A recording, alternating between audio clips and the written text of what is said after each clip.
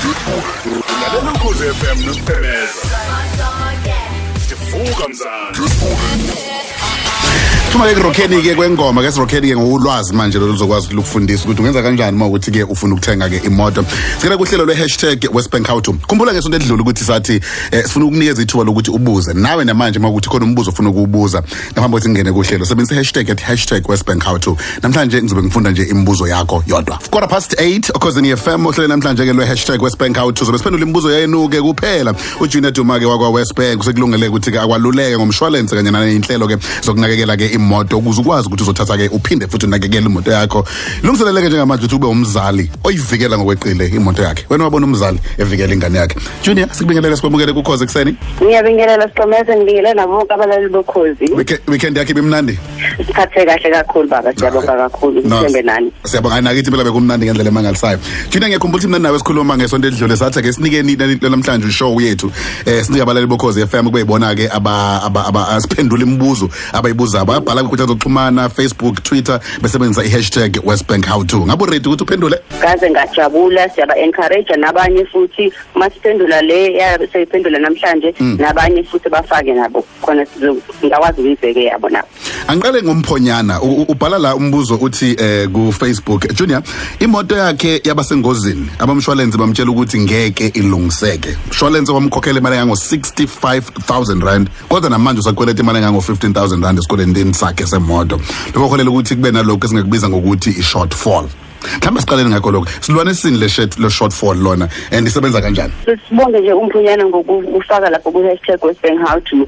I-shortfall ile balesalayo esikoleni sakho semoto uma ngabe umshwalense sewukhokhile ibhanki. Umshwalense ke le sikhulume ngayo ngesonto edlule i-comprehensive insurance. Ibheka phela ukuthi inani lakho lemoto lithini ngalesikhathi uba sengozini. Bese ke likhokha leyo mali likhokhela ibhanki. Alibheki ukuthi ukoleta malini ebhange futhi alibheki nanokuthi wayithenga nolini leyo moto. Uma ngabe nje kule simo sithi kaMphonyana uma ngabe isikweletu sakhe mhlawumbe semoto sathi ku 80,000 ngenzeka ukuthi mhla ebese ngozini i-insurance yabheka yabona ukuthi okay hayi inani lemoto yakhe u65,000 ikho ke ebese sale nalo 15,000 obiza ngokuthi shortfall asayikoleka namanje ibhank. I-shortfall cover ke sibe sibiza ngokuthi cover plus isiza lapho ke ngoba yona yenzelwe nje ukuthi uma ngabe kusala leso sikweletu ikhokhele leso sikweletu bese uyakhuleka ukuhambe ukuthi uhambe uyothenga kwenye imoto. Ingenzeka ke bantu ukuthi ngasikhathi sathe ngimoto wajabula kakhulu bangabe sakwazi ukubhekisisa phela insurance nenzuzo yawo kanti ke iba usizo ekhathini njengalezi. Kodwa ke asimboze umphonyana ngoba usesixwayisile ngalesimo se-shortfall. Ngiyathemba ukuthi wonke umuntu olalele manje useyazi ukuthi baleke ngani ile shortfall noma i-cover plus.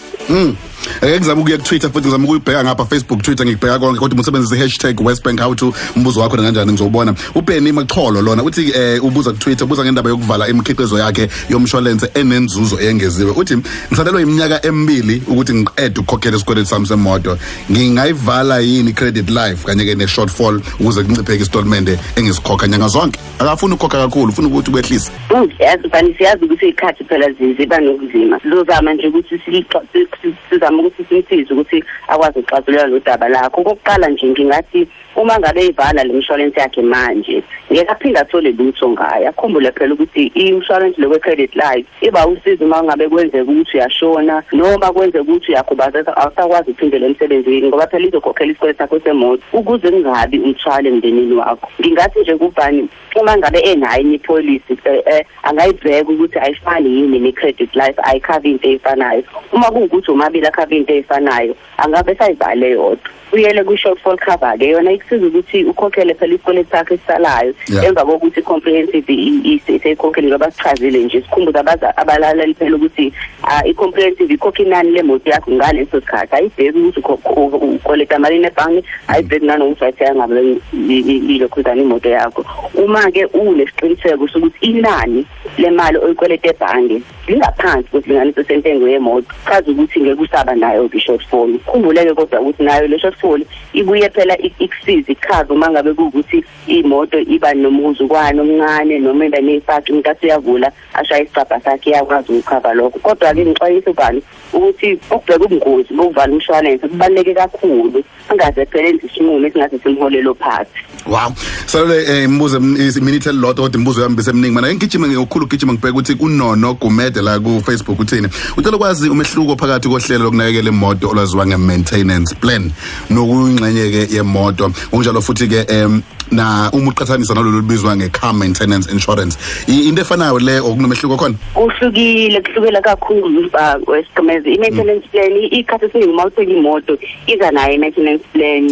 Iyasebenzisela ukulungiswa kwemoto okuhleliwe lokusebenza ngeservice kanye nokukhanda nje uma ngakukhona amalungu emoto aphukile. Yona ke ikwenzela yonke into nje i-maintenance plan ikhanda yonke into emotweni. Wena into oyibhekayo ubhekana nama-time nje qha.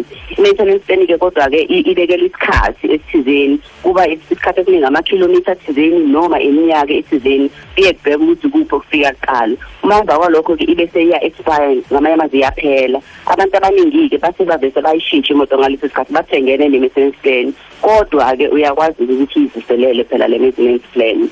I-car maintenance yona idume kakhulu ngokuthi i-smart insurance. Yona ile cover la imhuzu kwani siyaphuma egarage yahuzuka umuntu avule isicabha sakho enze imoto yakhe ibe nesifaka.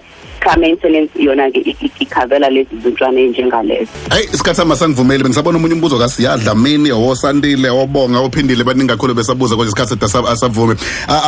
Asivaleni Junior ngokuthi asikubone ngesonto elizayo siphinde futhi sibheke eminye imibuzo nezinye izinto ezivuka kubalaleli bokhozi. Siyagijima lesikhathi siqhemeza siyabonga kakhulu kodwa ngithuba sibonge nakubalaleli ngokulalela. Yeah sibonga kakhulu kuJunior kumele siphinde siqhube eJunior le ndaba ngoba hayi imibuzo yabantu ibeseningi kakhulu but ngisho nje ukuthi ke sibonga kubona bonke abalaleli bokhozi FM abathe basithumela ke imibuzo yabo ke namhlanje kwa #WestBankHowTo. Mana unombuzo wakho ongafinyelelanga nokungafinyelelanga ohlelweni namhlanje ukhosini FM ngenxa yesikhathi ungavumeleke lokho kukuvimbe kubuze neminye futhi imibuzo ke esokuphendula yona ngokuhamba kwesikhathi vakashela ikhasi la kwa Westbank Asset Finance ku Facebook noma ke uthi @Westbank ku Twitter usebenzise ke i-hashtag #WestBankHowTo #WestBankHowTo. Ohlelela ngesonto elizayo sixoxa ngokuthi ke kungenziwa kanjani uma ke imali ingekho kahle. Ngisekisa ukuthi yalalela ke ifundo ke izobeke zinohlonza kakhulu kodwa ke emva kokuhlelo ke uzobeke usungumthengi ke wemoto okhaliphile. Izinto zasekuseni uphethe kwezingxoxo ezakhaya uvuka Mzansi. Ukhozi FM lushaya amaphiko.